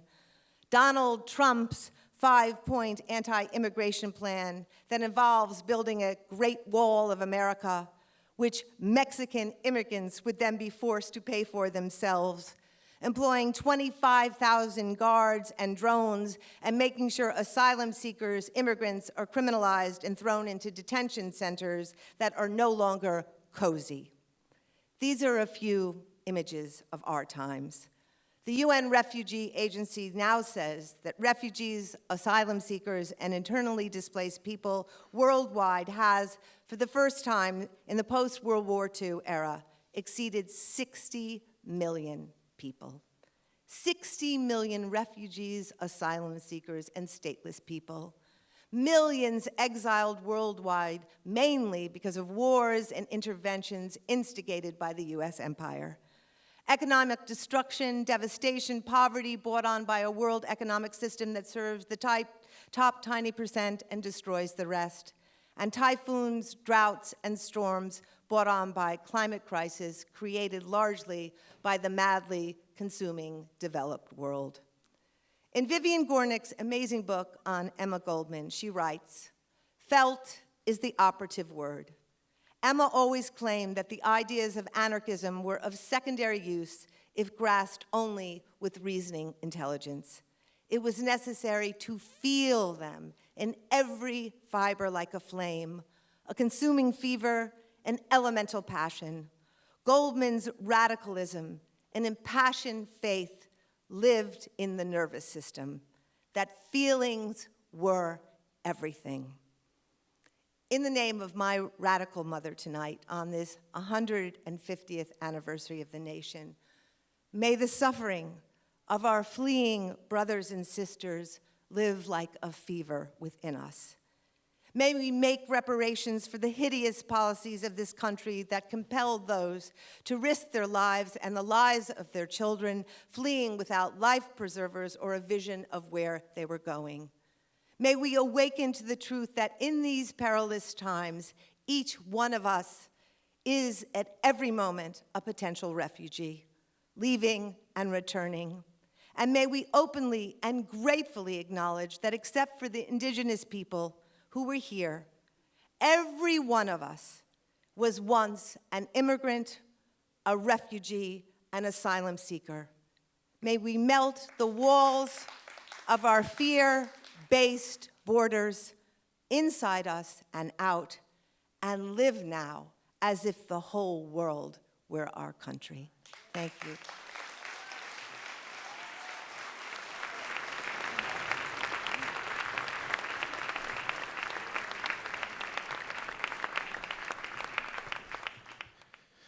All right. In a time scale sense, we are in year 148 right now. Okay? Those of you heading towards the exits. It's real close. I'm going to introduce a person that I love, genuinely. I think I remember very clearly the first time that Katrina vanden Heuvel emailed me. It was 2005. I was 26 years old, living in Chicago. I had written an essay for a lefty magazine called In These Times, where I was, it's a great magazine, where I was a staff writer, and Katrina had read it, and she liked it, and she emailed me, and this was the source of tremendous excitement in my household. And it is a testament to her of the fact that she has this sort of spiderweb sensory system set up throughout the entire written English world of center-left, lefty, radical, and liberal thought, where if a fly flies into the Katrina vanden Heuvel web over here, like the spider web, it sends this sort of vibratory pulse towards her, and she manages to look up and find it. And it's because of how sort of omnivorous she is and how present she is in the life of American political thought that she is able to somehow manage to get everyone rotating around the Nation magazine. Even at this time in which increasingly the publication means nothing. Everyone is just reading links that were posted on their Facebook page. But through the sort of sheer force of her intellect and will and personality, Katrina has carved out this space for the nation in which it stands alone. It stands up as an institution itself. It stands up as a publication, as the publication increasingly in the way that digital media is given to people is effaced. And it is because she cares so much about finding new great voices that she goes out of her way to sort of create this conversation in the magazine. And in the same way that I said, but for Victor Navasky, we would not be standing here, it is 100% the case that but for Katrina vanden Heuvel, none of this would be here. None of it. None of the chairs and the lights and the magazine, all of it would not be here without her. She is a force of nature, a tremendous mentor, and a friend, Katrina vanden Heuvel.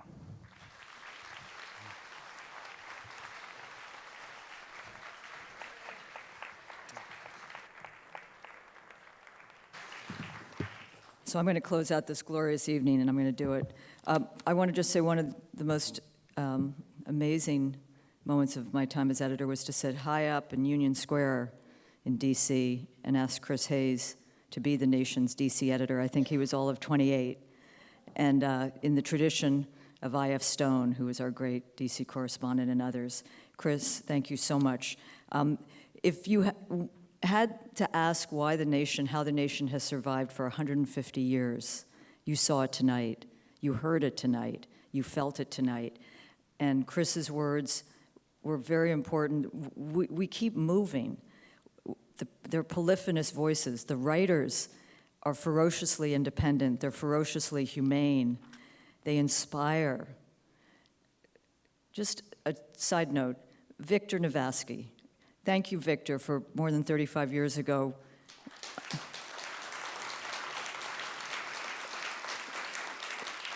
Taking a letter from a student who had read The Nation and understood the role it played during the McCarthy era, when it couldn't even be published in this city or nearby for a year or two because publishers were so frightened.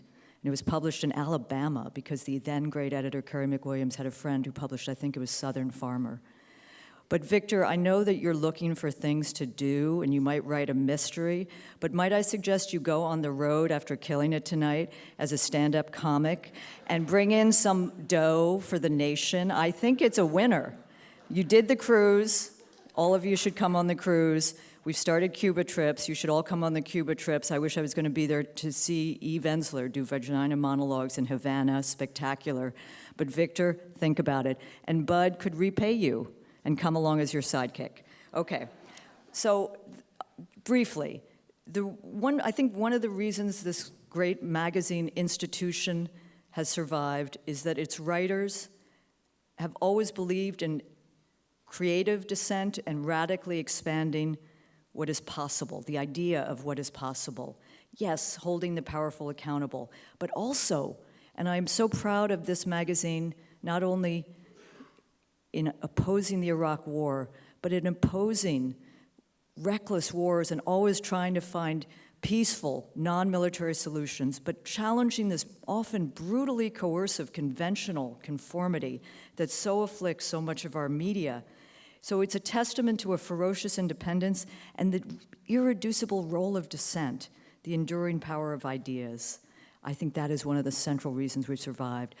What vertiginous, astonishing times we live in. I think of that every morning. It gets me out of bed. It is a time when a discredited status quo is furiously holding on, but it's falling apart. Think of what we've lived through in these last months. A pope invoking Dorothy Day and Thomas Merton, someone who wrote for The Nation. Think about how many millions of people Googled Dorothy Day that day and learned about a radical tradition which the nation has been holding up for 150 years. Think about the conversations about democratic socialism going on in this country because of Bernie Sanders running, a candidate we've covered for 30 years. And in that power of learning about people we've been covering, the nation's role has been to lift up those voices and to peer behind the veil of an unknown future. While a discredited status quo is falling apart, we want to understand what will come. And we have a belief that a better world is possible, one more just and fair and peaceful. Zephyr Teachout likes to talk about joy. Ensler invoked Emma Goldman. You can't have a revolution that works without sex and dancing and joy. My sister has friends who read yes, exclamation point. She told me about 10 years ago, you know, Katrina, some of my friends think the nation is no, exclamation point. No, the nation is about opposition. It's about the radical dissent that Alexander Cockburn masterfully wielded his pen to bring us, but it is also about proposition. It's about building a better world. So let me just say in closing, it's tempting to, to pause. It's revelatory to pause, celebrate our remarkable history. But in this anniversary year, we want to seize this moment to look ahead and to introduce the nation. Some 3 million now read us every month in print and in pixels. We want to introduce our mission to a new generation, a next generation of readers. You saw some of those writers up here tonight. Readers, people who have their own political values, lived experiences.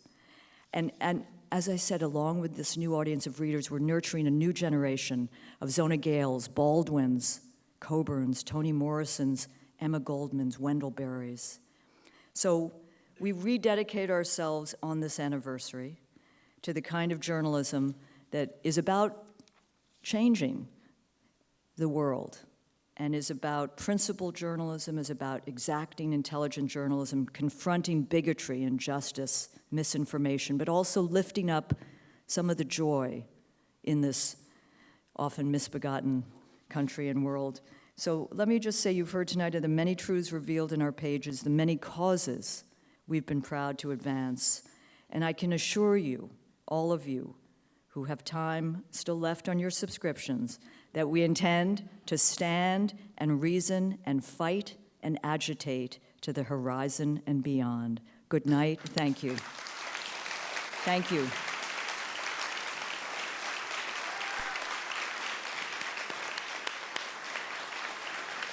Thank you.